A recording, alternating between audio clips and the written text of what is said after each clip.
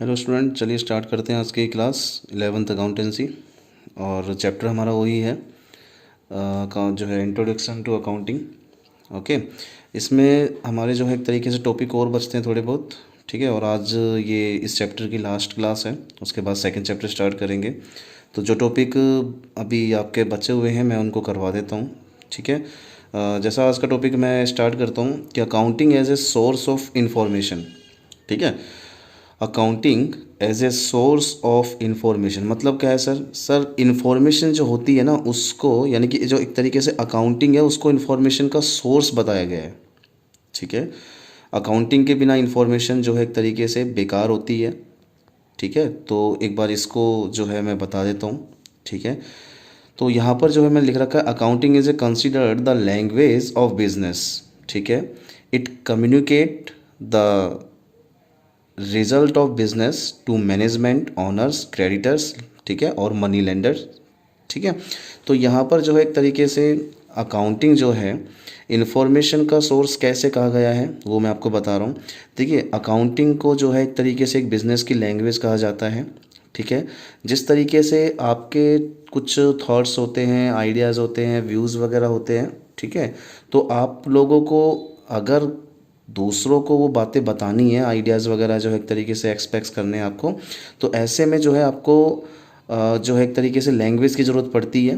ठीक है, और उसी लैंग्वेज के थ्रू जो है आप अपनी बातें दूसरों को बताते हैं।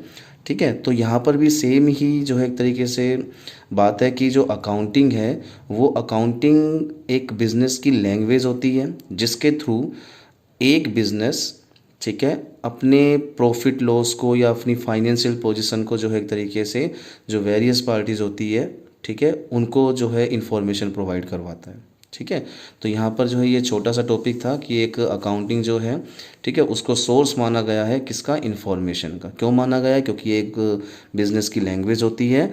ठीक है, और इसके थ्रू जो है हम अपने बिज़नेस के जो प्रॉफिट लॉस या फिर जो रिजल्ट्स होते हैं या फिर फाइनेंशियल पोजीशन होती है उसको जो है एक तरीके से वेरियस पार्टीज़ को एज इंफॉर्मेशन जो है कम्युनिकेट करते हैं। ओके, और इसके बाद नेक्स्ट टॉपिक आता है लिमिटेशन ऑफ अकाउंटिंग।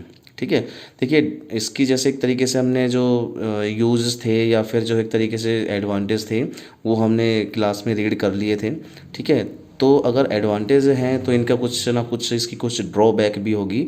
ठीक है, कुछ शॉर्ट कमिंग होगी या फिर लिमिटेशन वगैरह होगी या डिसएडवांटेज होगी। तो आइए एक बार फटाफट से इसकी डिसएडवांटेज या लिमिटेशन रीड कर लेते हैं कि क्या क्या अकाउंटिंग की ड्रॉबैक है। ठीक है, फर्स्ट मैंने यहाँ लिखा हुआ है इनकम्प्लीट इन्फॉर्मेशन।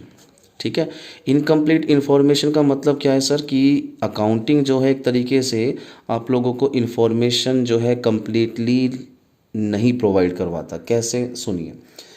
देखिए, एक अकाउंटिंग का जो पर्पस होता है, ऑब्जेक्टिव होता है, वो क्या होता है, प्रॉफिट एंड लॉस कैलकुलेट करना। ठीक है, जबकि एक बिजनेस के एक्चुअल प्रॉफिट और लॉस को तभी फाइंड आउट किया जा सकता है जब आप अपना बिजनेस हमेशा के लिए क्लोज कर दो। ठीक है, यानी कि उसको पूरा जो है एक तरीके से बंद कर दो, जब भी जो है आप अपने बिजनेस के एक्चुअल प्रॉफिट और लॉस को जो है कैलकुलेट कर सकते हो, डिटरमाइन कर सकते हो। ओके, लेकिन यहाँ पर क्या करते हैं, यहाँ पर जो बिज़नेस है हम क्लोज करने के लिए थोड़ी ना चलाते हैं। ठीक है, तो बिज़नेस जो है एक तरीके से लॉन्ग रन के लिए जो है चलाया जाता है, तो जो है एक तरीके से जिसके कारण एक बिज़नेस का एक्चुअल प्रॉफिट लॉस जो है कैलकुलेट नहीं हो पाता है। ठीक है, तो इसलिए जो है कहा गया है कि जो अकाउंटिंग है वो हमें इंफॉर्मेशन जो है एक तरीके से कम्प्लीटली इंफॉर्मेशन प्रोवाइड नहीं करवाता, क्योंकि बिज़नेस का जो एक्चुअल प्रॉफिट लॉस है वो तभी पता लगा सकते हैं हम लोग जब हमारा जो एक तरीके से बिज़नेस हमेशा के लिए वाइंड अप हो जाए। ठीक है, और जो है बिज़नेस क्लोज करने के लिए तो हम करते ही नहीं हैं, लॉन्ग रन के लिए करते हैं। ठीक है, तो यहाँ पर जो है एक इंफॉर्मेशन जो होती है वो इनकम्प्लीट होती है। ठीक है, द नेक्स्ट आता है unsuitable for forecasting. Unsuitable for forecasting, सुनिए। देखिए, अकाउंटिंग जब की जाती है, ठीक है, तो जिन जिन बिजनेस ट्रांजैक्शन की अकाउंटिंग की जाती है वो पास्ट होती चली जाती है, बीतती चली जाती है। ठीक है, ओके। तो यहाँ पर जो है एक तरीके से मैं आपको ये बता रहा हूँ कि जो आप रिकॉर्ड करते हो, जो भी जिस ट्रांजेक्शन की आप रिकॉर्डिंग करते चले जाते हो, वो एक तरीके से पास्ट होती चली जाती है, जबकि फ्यूचर में, प्रेजेंट में आपका क्या होता है, आपकी जो जितने भी जो है एक तरीके से प्रोडक्ट की डिमांड है या फिर कंपटीशन है या फिर प्राइस वगैरह है, वो क्या होते रहते हैं, चेंज होते रहते हैं सिचुएशन के अकॉर्डिंग। ओके, ठीक है। तो यहाँ पर जो है एक तरीके से जो आप लोग फ्यूचर के लिए फोरकास्टिंग नहीं कर सकते। क्यों नहीं कर सकते? क्योंकि जो आपके पास डाटा अवेलेबल है वो पास्ट ईयर के डाटा अवेलेबल है, ठीक है। और जबकि अगर मैं बात करूं जो प्राइस वगैरह है किसी भी प्रोडक्ट के, या फिर जो है उसकी कॉस्ट वगैरह है, या फिर जो है एक तरीके से कुछ कंपटीशन वगैरह या पॉलिसीज़ वगैरह है, वो टाइम टू टाइम चेंज होती रहती है, ठीक है। जिसके कारण जो है एक तरीके से आप लोग जो है पास्ट ईयर के डाटा के बेस पे जो है आप लोग फोरकास्टिंग फ्यूचर के लिए एक्यूरेट नहीं कर सकते। ओके, देन उसके बाद नेक्स्ट आता है आपका based on historical cost. Historical cost, based on historical cost का मतलब देखिए, हिस्टोरिकल कॉस्ट जैसा कि आपको पता ही होगा, जो ऐसी कॉस्ट जिस कॉस्ट पे आपने कुछ किया था उसको रिकॉर्ड करना हिस्टोरिकल कॉस्ट होता है, ठीक है। तो अकाउंटिंग जो है एक तरीके से बेस होती है किस पे, हिस्टोरिकल कॉस्ट पे। ओके, कैसे होती है सुनिए। आपने अपने बिजनेस के लिए कुछ भी एसेट्स परचेज करी, लाइक कंप्यूटर परचेज किया, कंप्यूटर, लैपटॉप, ठीक है, जो भी है वो आपने परचेज किया, ठीक है, 2020 में। ओके, कितने का परचेज किया सर? 40,000 का। अब आपने 40,000 के लैपटॉप की जो कॉस्ट थी, यानी कि जो प्राइस था, उसको आपने अपनी बुक में रिकॉर्ड कर लिया। ओके, अच्छा, उसके बाद जब 4 ईयर आफ्टर 5 ईयर, जब उसकी जब प्राइस जो होगी, मार्केट वैल्यू जो होगी, वो क्या होती रहेगी, फ्लक्चुएट होती रहेगी, चेंज होती रहेगी। हो सकता है कि उसका जो मार्केट वैल्यू है उस लैपटॉप की इंक्रीज़ हो गई हो या फिर डिक्रीज़ हो गई हो, ठीक है। जबकि आप लोगों ने क्या कर रखा है, उस लैपटॉप की वैल्यू को उस वैल्यू पे, यानी कि उस कॉस्ट पे रिकॉर्ड कर रखा है जब आपने उसको परचेज किया था, जबकि मार्केट वैल्यू जो है हमेशा चेंज होती रहती है, ठीक है। तो ऐसे में ना आपको क्या होता है, थोड़ा लॉस हो जाता है, नुकसान हो जाता है। क्यों? क्योंकि जब आप उस एसेट्स की सेल करोगे, ठीक है, जब उसको सेल करोगे तो ऐसे में जो है आपको लॉस होता है। किस चीज़ का लॉस होता है? आपको जो है एक तरीके से उस कॉस्ट के बिहाफ पे, ठीक है, ही उस एसेट्स को सोल्ड करना होता है, ठीक है। फॉर एग्जांपल अगर मैं आपको बताऊं कि 40,000 का आपने लैपटॉप परचेज़ किया था आज 2024 में, ठीक है, 2024 में अगर आप उस लैपटॉप की कॉस्ट का फिर दोबारा से जो है डिटरमाइन करो तो वो हो सकता है कि 60,000 का हो जाए, ठीक है। तो ऐसे में जो है एक तरीके से लैपटॉप की कॉस्ट कितनी इंक्रीज़ हो गई, कितना प्राइस इंक्रीज़ हो गया, 20,000 का। तो क्या होता है, 20,000 का हमको जो है, जब हम इसको बेचेंगे ना 40,000 वाले लैपटॉप को, तो 60,000 के अकॉर्डिंग ना बेच के इसको 40,000 के अकॉर्डिंग जो है हमको इसका जो सेल प्राइस है वो डिसाइड करना होगा, जिसके कारण हमें लॉस होता है, ठीक है। तो यहाँ पर जो है इसलिए बोला गया है कि based on historical cost. Okay, the next है आपका ओमिशन। ओमिशन मीन्स होता है रह जाना, ठीक है, नहीं लिखने से जो है एक तरीके से छूट जाना। तो ओमिशन ऑफ क्वालिटेटिव इन्फॉर्मेशन। देखिए, मैंने आपको जो है ये बताया था कि जो आपकी अकाउंटिंग होती है उसमें फाइनेंशियल ट्रांजेक्शन को ही रिकॉर्ड किया जाता है, ठीक है। जबकि क्वालिटेटिव इन्फॉर्मेशन यानी क्वालिटेटिव ट्रांजेक्शन कौन सी होती है सर? जैसे गेहूं के बदले चावल ले लेना, ठीक है। आपस में जो है एक तरीके, जो आपका प्रोडक्शन मैनेजर है, जो आपका सेल मैनेजर है, उनमें आपस में लड़ाई हो जाना, ठीक है। और आपकी जो कंपनी है उसमें जो है जो एम्प्लॉयज़ लगे हैं उनका स्ट्राइक कर देना, ठीक है। और एक तरीके से जो आपके एम्प्लॉयज़ हैं और आपके ऑनर हैं, ठीक है, उनमें जो है एक तरीके से जो गुड रिलेशन है उसका होना। तो ये ऐसी इन्फॉर्मेशन होती है जो एक तरीके से क्वालिटेटिव नेचर की होती है, ठीक है। मतलब इनको आप मॉनेटरी टर्म में जो है मेजर नहीं कर सकते, ठीक है, जिसके कारण जो है एक तरीके से क्वालिटेटिव इन्फॉर्मेशन कही जाती है। तो ऐसे में हम लोग क्या करते हैं, अकाउंटिंग जब करते हैं तो हम केवल रिकॉर्डिंग किसकी करते हैं, फाइनेंशियल जो नेचर ट्रांजेक्शन होती है उसी की रिकॉर्डिंग करते हैं। जिसको मनी में मेजर किया जा सकता है उसी को कर सकते हैं, ठीक है। तो यहाँ पर तो जो क्वालिटेटिव इन्फॉर्मेशन है उसको रिकॉर्ड नहीं किया जाता, जबकि वो क्वालिटेटिव इन्फॉर्मेशन भी बिजनेस के लिए बहुत ज़्यादा इंपॉर्टेंट होती है, ठीक है ना।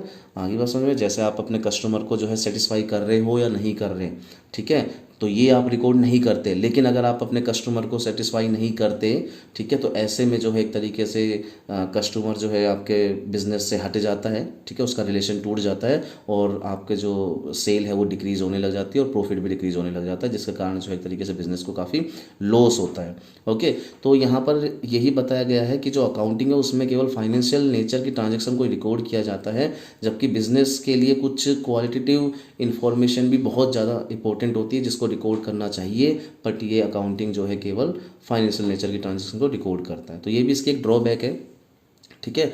नेक्स्ट आता है आपका अफेक्टेड बाय विंडो ड्रेसिंग। यार ये विंडो ड्रेसिंग क्या होता है सुनिए। विंडो तो हमारे सबके घरों में है ही, ठीक है। अब अगर मैं आपसे ये कहूँ कि जिस रूम में आप रहते हो उस रूम में जो विंडो है ना, ठीक है, उसको यार थोड़ा सा बाहर से अच्छी तरीके से डेकोरेट कर दो, सजा दो उसको बढ़िया तरीके से, ठीक है ना, ताकि बाहर से जो देखने वाला बंदा है वो लगे यार देखो क्या विंडो ड्रेसिंग है, क्या बढ़िया लग रही है विंडो, ठीक है, सजी धजी लग रही है। और अंदर अंदर कुछ भी नहीं है, अंदर आपने जो है सामान बखेर रखा है, कहीं कुछ कर रखा है, कहीं कुछ कर रखा है। तो इसी तरीके से इसको बोला जाता है विंडो ड्रेसिंग। तो इसी तरीके से जो है अकाउंटिंग में भी, यानी कि एक बिजनेस में भी विंडो ड्रेसिंग की जाती है, ठीक है। कैसे की जाती है वो मैं आपको बता देता हूँ। देखिए सुनिए, क्या होता है कि जो अकाउंटेंट अकाउंटिंग करते हैं बिजनेस में, ठीक है, वो अकाउंट से छेड़छाड़ी करते हैं, ठीक है, यानी कि उसको अपने अकॉर्डिंग जो है एक तरीके से रिकॉर्ड करते हैं। जैसे एक बिजनेस की इनकम है, ठीक है, इनकम हुई 5 लाख की, है ना, और उसको दिखा दी उन्होंने जो है क्या 4 लाख रुपीज़ की, ठीक है। तो ये जो है एक तरीके से विंडो ड्रेसिंग है। अच्छा ठीक है, दूसरा एग्जांपल, आपके बिजनेस की सेल हुई कितनी 1 लाख की, ठीक है, और उसको दिखा दी कितनी आपने 80,000 की, तो ये भी विंडो ड्रेसिंग है, ठीक है। आप किसी भी चीज़ का वैल्यूएशन अगर कम प्राइस पे कर देते हो या ज़्यादा प्राइस पे कर देते हो तो ये भी जो है क्या कहलाती है विंडो ड्रेसिंग, जिसको आप बोल सकते हो झूठा दिखावा करना, ठीक है। यानी कि आपने अपने रूम की विंडो तो बाहर से सजा दी, डेकोरेट कर दी, बाहर से देखने वाला व्यक्ति जो है एक तरीके से बंदा कहेगा यार देख क्या बंदा है, मतलब क्या अच्छा जो है एक तरीके से बाहर से विंडो इतनी अच्छी दिख रही है तो घर के अंदर पता नहीं क्या जो है एक तरीके से अच्छी तरीके से डेकोरेट होगा, जबकि कुछ और होता है, ठीक है। तो ये लोग जो है ऐसा इसलिए करते हैं ताकि मार्केट में इसकी जिनके जो बिज़नेस की रेपुटेशन थोड़ी इंक्रीज़ हो जाए, ठीक है, इसलिए जो ये या टैक्स बचाने के लिए भी ऐसा करते हैं कई लोग, ठीक है। तो जो अकाउंटिंग है वो विंडो ड्रेसिंग से अफेक्टेड होता है, ठीक है, झूठे दिखावे जिसको बोलते हैं, ठीक है, एक्चुअल प्राइस पे जो है कुछ भी नहीं दिखाया जाता। देन नेक्स्ट इसकी ड्रॉबैक है, शॉर्टकमिंग है आपकी जो है अकाउंटिंग की, based on accounting concept and, ठीक है, एंड कन्वेंशन। देखिए मैंने आपको ये बताया था कि अकाउंटिंग जो है ना, अकाउंटिंग के लिए कुछ प्रिंसिपल और रूल रेगुलेशन बनाए जाते हैं, कुछ कंसेप्ट्स बनाई जाती है, ठीक है, और उसी के बेस पे अकाउंटेंट को जो है एक तरीके से क्या करनी होती है, अकाउंटिंग करनी होती है। ओके, तो यहाँ पर कुछ ऐसे प्रिंसिपल्स हैं और कुछ ऐसे कंसेप्ट्स हैं, कुछ ऐसे कन्वेंशन हैं जिसको फॉलो करते हुए ही अकाउंटेंट को या जो हमारे चार्टर्ड अकाउंटेंट होते हैं, ठीक है, उनको रिकॉर्डिंग करनी होती है, यानी कि उनको जो है एक तरीके से अकाउंटिंग करनी होती है, ठीक है। तो यहाँ पर जो है एक तरीके से सर किस तरीके से ये लिमिटेशन है इसकी, ये बताइए। देखिए सुनिए, ये लिमिटेशन इसकी इसलिए है, आपने ना एक लकीर के फ़कीर वाली जो है कहावत सुनी होगी, ठीक है, जो पुराने ख्यालों वाला आदमी होता है कि जी मैं तो जो है एक तरीके से इस काम को इसलिए कर रहा हूँ क्योंकि मेरे तो जो है एक तरीके से पीछे से ही जो मेरे दादाजी हैं परदादाजी हैं वो करते आ रहे हैं, तो वो होता है लकीर के फ़कीर, ठीक है। उसी बात को जो है एक तरीके से पीछे से ही जो है बातों को फॉलो करते हुए चले जाना, ठीक है। तो यहाँ पर जो है ना एक अकाउंटिंग जो प्रिंसिपल वगैरह जो बनाए गए हैं, रूल रेगुलेशन बनाए गए हैं, ठीक है, उनमें भी कुछ ड्रॉबैक है जिसके कारण जो है एक तरीके से यहाँ पर जो अकाउंटेंट हैं, ठीक है, वो चाहकर भी जो है इन अकाउंटिंग प्रिंसिपल में जो है चेंजिंग वगैरह नहीं कर सकते, तो ये भी एक ड्रॉबैक है, ठीक है। और अगर एक तरीके से मैं अच्छा एग्जांपल दूं आपको, तो देखिए एक एग्जांपल ये है कि एक प्रिंसिपल है, जब एक चैप्टर पढ़ेंगे हम इसका नेक्स्ट से नेक्स्ट चैप्टर रीड करेंगे तो उसमें वो सारा प्रिंसिपल और कंसेप्ट का ही है, ठीक है, तो उसमें मैं आपको बताऊंगा एक गोइंग कंसर्न कंसेप्ट है, ठीक है। गोइंग कंसर्न कंसेप्ट ये बताती है कि एक बिजनेस को जो है एक तरीके से चलाया जाता है तो वो शॉर्ट टर्म के लिए नहीं, लॉन्ग टर्म के लिए चलाया जाता है। आप बिजनेस को चलाते किस लिए हो, बंद करने के लिए या जो है हमेशा चालू करने के लिए, उसको लॉन्ग रन के लिए जो है एक तरीके से चलाने के लिए, ठीक है। तो यहाँ पर जो है गोइंग कंसर्न कंसेप्ट ये बताती है कि आप अपने बिजनेस को हमेशा के लिए चलाना चाहते हो, ठीक है। तो जो आप अपनी बिजनेस में एसेट्स परचेज कर रहे हो, ठीक है, उसको आप उसी प्राइस पे रिकॉर्ड करो जिस प्राइस पे आपने उस एसेट्स को परचेज किया है, एक्वायर किया है, ठीक है। जबकि मार्केट प्राइस तो उस एसेट्स की क्या होती रहेगी, हमेशा चेंज होती रहेगी। तो ऐसे में मैंने आपको बता दिया, जब उस एसेट्स को कभी भी आप बेचोगे, ठीक है, या फिर कुछ और उस एसेट्स का करोगे, तो ऐसे में आप मार्केट वैल्यू को ध्यान में नहीं रखोगे, आप किसको ध्यान में रखना पड़ेगा, आपको कॉस्ट को ध्यान में रखना पड़ेगा, ठीक है, जिससे बिजनेस को एक तरीके से लॉस होता है। ओके, एक और जो है एक तरीके से इसकी प्रिंसिपल जो है वो ये है, जो है कन्वेंशन ऑफ कंजर्वेटिज्म। जो ये प्रिंसिपल है ये बताता है कि एक बिजनेस को या एक अकाउंटेंट को अपने बिजनेस में जब अकाउंटिंग करनी चाहिए तो उसको कैसे अकाउंटिंग करनी चाहिए कि जितने भी एक्सपेक्टेड लॉस हैं उनको तो रिकॉर्ड कर ले, और जितने भी एक्सपेक्टेड, ठीक है, जो फ्यूचर में प्रॉफिट होने हैं उनको इग्नोर कर दे। ऐसा क्यों भाई? जब आप लॉस रिकॉर्ड कर रहे हो तो प्रॉफिट भी तो रिकॉर्ड करने चाहिए आपको, ठीक है। लेकिन वो प्रिंसिपल क्या बताता है कंजर्वेटिज्म वाला, कि भैया लॉस को तो करो, लो जो है लॉस को क्या कर दो, रिकॉर्ड करो, और प्रॉफिट है ना, जो एक्सपेक्टेड प्रॉफिट है उनको छोड़ दीजिए, इग्नोर कर दीजिए, ठीक है। जबकि ऐसा नहीं होना चाहिए। ओके, तो यार कहने का मतलब ये है कि अकाउंटेंट है ना, प्रिंसिपल और जो जो अपनी कन्वेंशन होती है, कंसेप्ट होती है, उसमें बेचारे बंद के रह जाते हैं, ठीक है, और वो चाहकर भी जो है एक तरीके से अपने अकॉर्डिंग काम नहीं कर पाते, ठीक है जी। तो नेक्स्ट आपकी जो आती है ये इन्फ्लुएंस्ड बाय पर्सनल जजमेंट, ठीक है, या affected by personal judgement. Okay, देखिए ये तो आपको पता होगा कि हर बंदे के जो आइडिया होते हैं या जो व्यूज़ होते हैं, जो थॉट्स होते हैं, वो सबके जो आचार विचार होते हैं वो सबके जो है एक तरीके से अलग अलग होते हैं, डिफरेंट होते हैं, ठीक है। तो ऐसे में जो अकाउंटेंट होते हैं उनके जो आइडियाज़ वगैरह होते हैं या जो उनके मेथड होते हैं अकाउंटिंग करने के, वो जो है एक तरीके से क्या होते हैं, अलग अलग होते हैं, ठीक है। तो ऐसे में जो है ना, आप अपने बिजनेस की जब कंपेयर करोगे ना किसी दूसरे बिजनेस से, तो सही तरीके से रिजल्ट नहीं निकाल पाओगे। फॉर एग्जांपल देखिए, एक एसेट्स है, ठीक है, उस एसेट्स पे डेप्रीसिएशन, अब सर ये डेप्रीसिएशन क्या वर्ड है, क्यों समझ में नहीं आया? डेप्रीसिएशन का एक चैप्टर है, ठीक है, वो हम बाद में रीड करेंगे। फिलहाल अभी आप डेप्रीसिएशन वर्ड को सिर्फ इतना समझिए कि डेप्रीसिएशन का मतलब होता है कि एसेट्स की वैल्यू में कमी आना या एसेट्स की वैल्यू का डिक्रीज हो जाना, बस। डेप्रीसिएशन मीन्स एसेट्स की वैल्यू डिक्रीज हो जाना, इंक्रीज नहीं होती कभी भी, एसेट्स की वैल्यू डिक्रीज हो जाना, ये डेप्रीसिएशन है, ठीक है।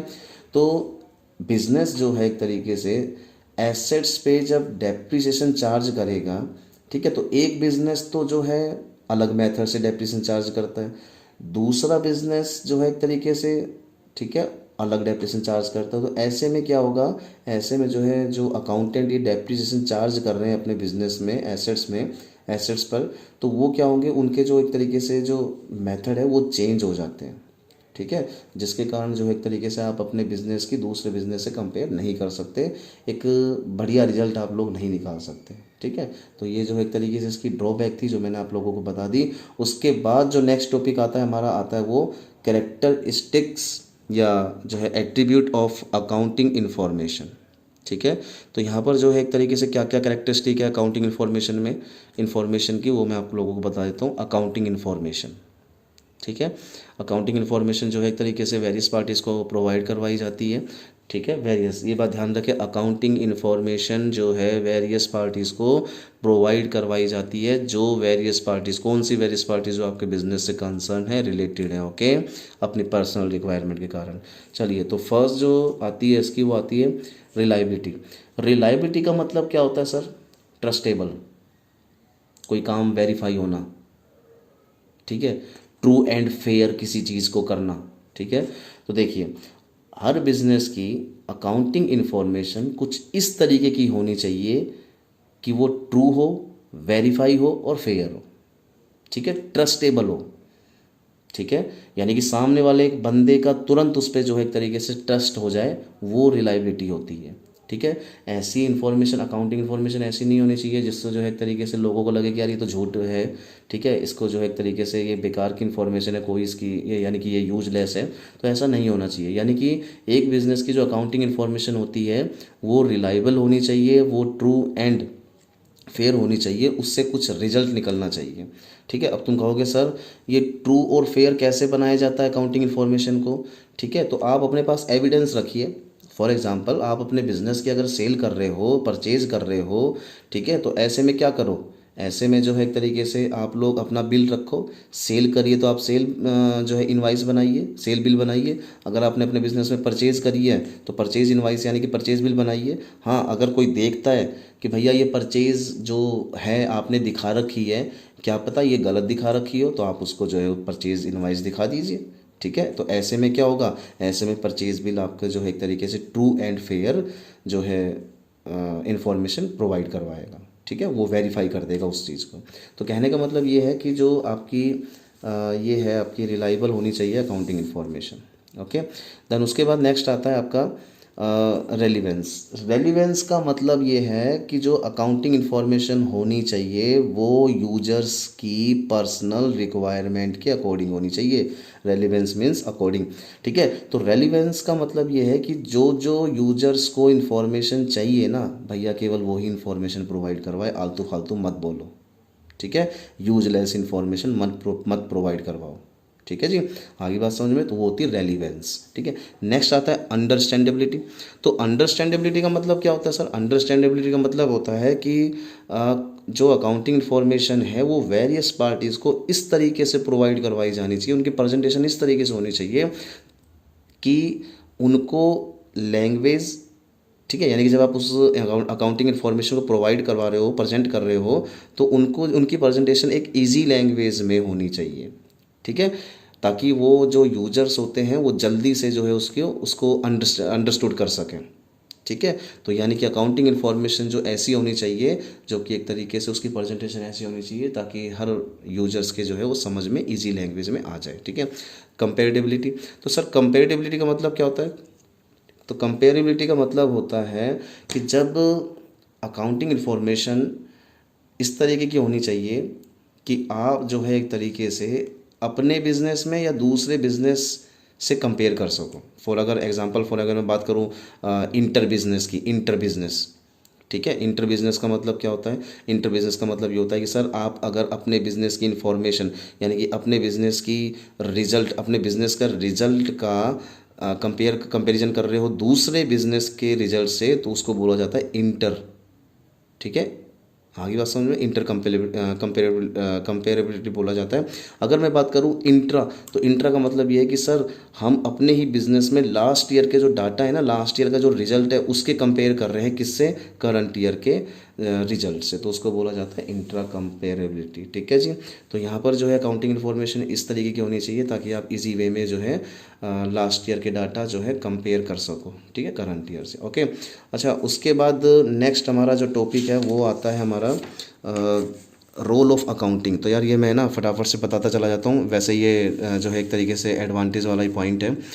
रोल ऑफ अकाउंटिंग, अकाउंटिंग का क्या रोल है वो मैं बता देता हूँ। देखिए, मेंटेनेंस ऑफ सिस्टमेटिक रिकॉर्ड, ठीक है। सिस्टमेटिक रिकॉर्ड रखना जो है एक तरीके से ये अकाउंटिंग का रोल है। अकाउंटिंग जो है एक तरीके से सिस्टमेटिक रिकॉर्ड रखता है, जिससे जो है एक तरीके से बहुत बेनिफिट मिलता है, ठीक है। आगे बात समझ में, ये मैंने आपको बता दी थी सिस्टमेटिक क्या होता है, क्या रिकॉर्ड होता है सिस्टमेटिक, ये मैंने आपको बहुत पहले जो है क्लास में बता दिया था, आप तो बस एक बार चेक कर लेना, ठीक है, पिछली क्लास में। ओके, तो नेक्स्ट आता है आपका असिस्टेंस टू मैनेजमेंट। अकाउंटिंग जो है वो मैनेजमेंट की हेल्प करता है, बहुत ज़्यादा हेल्प करता है, ठीक है। मैनेजमेंट को जो है प्रॉफिट लॉस प्रोवाइड करवाता है, उसकी इन्फॉर्मेशन प्रोवाइड करवाता है, और इसके साथ साथ जो है फाइनेंशियल पोजीशन जो है वो भी प्रोवाइड करवाता है, जिसके बिहाफ पे मैनेजमेंट जो है एक तरीके से काफ़ी डिसीजन मेकिंग का काम करती है, पॉलिसीज़ प्रिपेयर करती है। तो काफ़ी जो है एक तरीके से role of accounting assistant to management में भी है, ठीक है। देन इसके बाद आता है फैसिलिटेट, ठीक है, कंपेरेटिव स्टडी। इसका मतलब ये होता है कि अगर जो है एक तरीके से अकाउंटिंग का ये रोल भी है कि जब आप अपने बिज़नेस की कंपेयर किसी दूसरे बिज़नेस से कर रहे हो या अपने ही बिज़नेस के लास्ट ईयर के डाटा से कर रहे हो, तो उसमें भी जो है उसकी स्टडी में भी जो है एक तरीके से अकाउंटिंग बहुत ज़्यादा यूज़फुल होता है, ठीक है। रोल ऑफ लैंग्वेज मैंने आपको बता दिया था कि अकाउंटिंग को एक बिज़नेस की लैंग्वेज कहा जाता है। क्यों कहा जाता है? क्योंकि ये जो है इन्फॉर्मेशन प्रोवाइड करवाता है वेरियस पार्टीज़ को, ठीक है। चलिए, नेक्स्ट आता है आपका role of historical record. Historical record का मतलब कि सर जो ये अकाउंटिंग है ये पास्ट ईयर के डाटा को रिकॉर्ड करता है, मतलब जो कुछ भी काम आपने जिस पर्टिकुलर कोस्ट पे किया है उसी कोस्ट को जो है एक तरीके से ये रिकॉर्ड करता है, मार्केट वैल्यू कोई रिकॉर्ड नहीं करता है, ठीक है। तो ये हिस्टोरिकल कोस्ट है, ओके, हिस्टोरिकल रिकॉर्ड रखता है ये, ओके, पास्ट ईयर का रिकॉर्ड रखता है, ठीक है जी। देन आता है role of determining the net profit and financial position, ठीक है, फाइनेंशियल पोजीशन। तो आपका जो है एक तरीके से ये अकाउंटिंग जो है ये आपके बिजनेस की नेट प्रॉफिट नेट लॉस के बारे में भी जो है उसका डिटर्मिनेशन करता है, उसके साथ साथ जो है एक तरीके से फाइनेंशियल पोजीशन भी डिसाइड करता है, ठीक है। इसके साथ साथ जो है finance facilitate raising loan and settlement of tax liability. Accounting जो है एक तरीके से जो लोन है वो रेज़ करने में भी आपको जो है एक तरीके से फैसिलिटी प्रोवाइड करवाता है, ठीक है, क्योंकि अगर रिकॉर्ड होगा तो जो है बैंक आपका यानी कि लास्ट ईयर के जो है एक तरीके से कई सालों के आप रिकॉर्ड रखते हो, ठीक है, तो उसके बिहाफ पे जो है बैंक आपको जो है लोन प्रोवाइड करवा सकता है आपकी फाइनेंशियल पोजीशन देख के, ये सब चीज़ देख के। इसी तरीके से सेटलमेंट ऑफ टैक्स लायबिलिटी, ठीक है, आपकी जो है कितनी बिजनेस की इनकम पे कितनी टैक्स लायबिलिटी बनी है उसका सेटलमेंट किस तरीके से करना है, ये सारा जो है एक तरीके से अकाउंटिंग आपको बताता है, ठीक है। तो ये आज की जो है क्लास थी, ये जो चैप्टर था ये भी आज हमारा फिनिश हो गया, फर्स्ट चैप्टर। देन कल मिलते हैं क्लास में सेकेंड चैप्टर के साथ, ठीक है।